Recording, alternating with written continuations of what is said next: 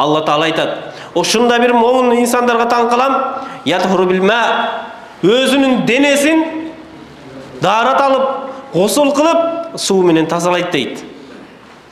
Бирок гайру таһирин бил калб, бирок жүрөгү таза болгон инсандарга мен таң каламын дейт. Намаз үчүн гусул кылат экенбиз жумага деп, дааратталат экенбиз. Сырткы келбетибиз атыр менен жыттандырып, тазалап ушундай кыласың дейт. Бирок жүрөгүң таза болгондон кийин ошондой инсандарга мен таң каламын дейт. Жүрөктө болгон кек сактоо, жүрөктөгү көрө албастык, жүрөктөгү текеберлик, жүрөктөгү болгон кызганыштар таза болмойн тууганым.